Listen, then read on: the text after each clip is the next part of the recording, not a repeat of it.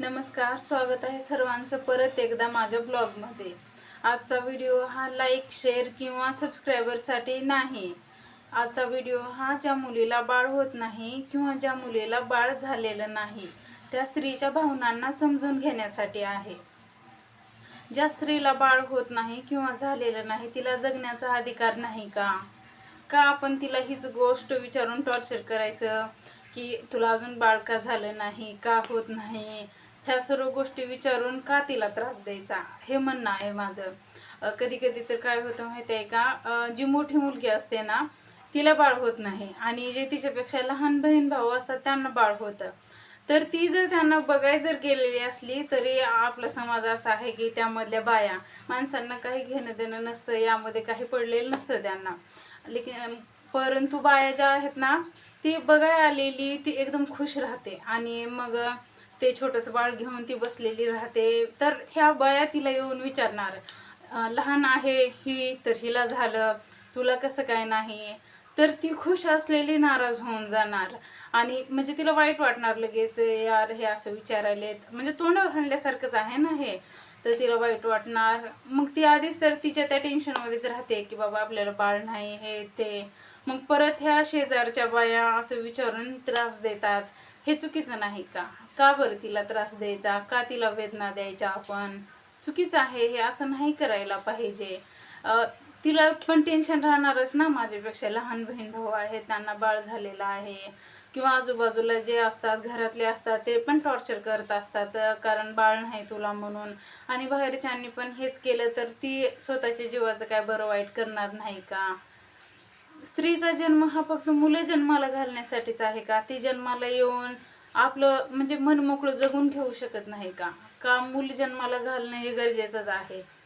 लग्न झाल्यानंतर जर 2 वर्ष होऊन गेले तर असं त्या स्त्रीकडे बघतात आजूबाजूचे घरातले, जणू काय तिने काहीतरी गुन्हा केलेला आहे। मूल होणं किंवा न होणं हे कोणाच्या हातात आहे का? नाही ना। कोणाला वाटत असतं का आपल्याला मूल होऊ नये म्हणून? का त्या स्त्रीला वाटत असते? जेव्हा आपण तिला विचारतो, तुम्ही कशा भावनेने विचारताय हे महत्त्वाचं नाही, पण तुम्ही हा शब्द विचारताय तेव्हा तिला खूप त्रास होतो। काय माहिती, पण आपल्याला काय घेणं देणं असतं? अरे जेव्हा तिला दिवस जातील हे होईल, म्हणजे समजेल ना आपल्याला की तिला दिवस गेलेले आहेत म्हणून।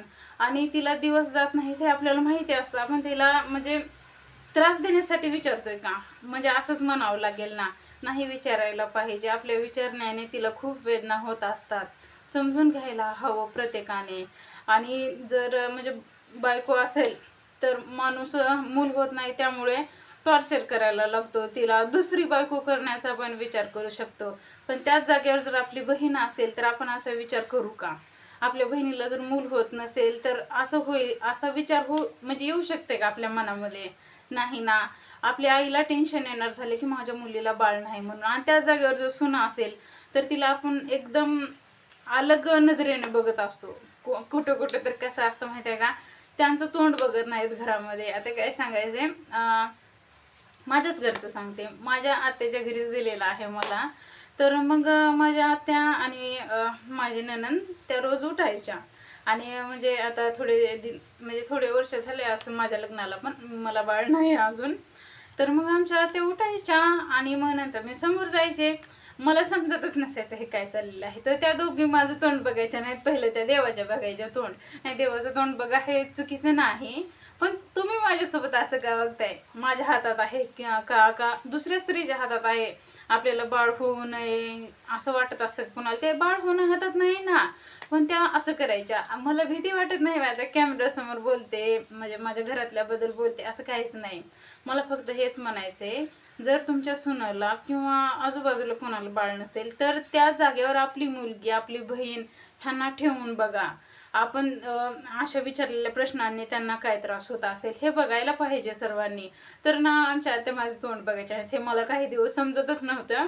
त्याच्यानंतर एखाद्याने सांगितल्यानंतर मला समजलं की हे प्रकरण असं आहे। तर तेव्हा मला त्यांच्या बुद्धीची आता काय सांगायचं, लाज वाटायला लागली की यार हे माझी आत्या असून ह्यांची अशी कशी बुद्धी असू शकते म्हणून। ते आमच्या दोघांचं पण तोंड बघायचे नाहीत। आता कसं माहिती आहे का, त्यांच्या अशा वागण्यामुळे मला हसायला येते पण त्रास पण झालेला होता। हे बघा, मूल होणं किंवा न होणं हे नशिबाचा भाग आहे. हे कुठल्याच मुलीच्या हातात नसतं. आणि तिला प्रश्न तर विचारणार, कधी कधी होणार आहे तुला मूल? अरे कधी होणार आहे? ती का भविष्यवाणी करते का? देव आहे ती, तिला माहिती आहे का तुला म्हणजे मूल कधी होणार आहे ते? काय प्रश्न आहेत हे असे प्रश्न नाही विचारायला पाहिजे. तिला जगू द्या. ती त्या टेन्शनमध्ये राहतेच यार, आपल्याला मूल होत नाहीये म्हणून. आणि घरच्यांनी पण तेच टेन्शन द्यायचं, बाहेरच्यांनी पण तेच द्यायचं म्हणल्यावर कसं जगायचं त्या स्त्रीने? सांगा तुम्हीच. अवघड काम आहेत ना. आणि अशामधून पण ती सहन करून आपले जीवन जगतच असते. तर अजून बाहेरच्या लोकांचं, म्हाताऱ्या बायांचं वगैरे हा प्रश्न असतो, कधी होणार आहे तुला मूल? कधी होणार आहे म्हणजे तिला समजणार आहे का कधी होणार आहे? एवढं सगळं जर माहिती असतं तर तेव्हाच मूल झालेलं असतं ना. काय आहे हे? असं नाही करायला पाहिजे. खूप चुकीचं आहे. आपल्याला तिची डिलिव्हरी वगैरे करायला जायचे का, किंवा त्यांना मूल कधी करायचे काय नाही, हा त्यांचा पर्सनल प्रॉब्लेम आहे. आपण त्यामध्ये इंटरफेअर नाही करायला पाहिजे. कशासाठी करायचं? त्यांच्या मुलाचं आपण काय शिक्षण करणार आहेत का? त्यांचं म्हणजे कमी जास्त काय असेल ते बघायला जाणार आहेत? काहीच नाही. पण रिकाम्या म्हणजे काय म्हणते तर काय बोलतात ते पण माहिती नाही मला, चौकशी कशाला करायची आहे? गरजच नसते ना. आपलं जीवन जगा तुम्ही, दुसऱ्यांचं जीवन जगू द्या. प्रत्येकाला जन्म झाल्यानंतर जगण्याचा अधिकार आहे. केव्हा बाळ होईल, काय होईल ते देवाच्या हातात आहे. ते स्वतःच्या हातात नाही ना. ते माणूस परेशान झालेला असता आधीच. तुम्ही त्याला परेशान नका करू, जगू द्या. उलट धीर द्या तुम्ही त्यांना. तुमचं वय खूप झालेलं नाही, तुम्ही कशाला टेन्शन घेताय? होईल ना कधीतरी. पण आपल्याकडं ना महाराष्ट्रामध्ये असं नसतं. बायांचं कसं असतं, लहान्यांना झालं, तुला कसं काय होईना गेले? अरे तिला माहिती आहे का टॉर्चर करताय तुम्ही दुसऱ्यांना? जगू द्या त्यांना. असं नाही करायला पाहिजे. मग आपल्याला विचारल्यानंतर आपण काय सांगतो त्यांना, देवाच्या हातात आहे, जेव्हा होईल तेव्हा होईल. पण कधी म्हणून विचारतात. कधी म्हणजे काय माहिती आहे का त्यांना? माझं फक्त एवढंच एकच म्हणणं आहे, जी या मुलीला बाळ होत नाही ना, त्या मुलीच्या जागेवर आपली बहीण किंवा मुलगी ठेवून विचार करा तुम्ही. त्या जागेवर तिला किती त्रास होत असेल आणि आपण असे प्रश्न विचारले पाहिजे का? तेव्हा तुम्हाला समजेल समोरच्याला किती त्रास होत असतो. आणि असे प्रश्न विचारायला नाही पाहिजेत. माझं एवढंच म्हणणं आहे, ज्या मुलीला बाळ होत नाही किंवा लग्न होऊन खूप वर्ष झालेले आहेत असं असेल, तुम्ही त्यांना धीर द्या.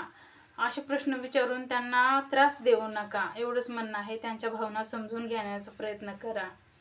बाकी एवढंच बोलायचं होतं. आणि काही चुकलं असेल तर माफ करा, सॉरी.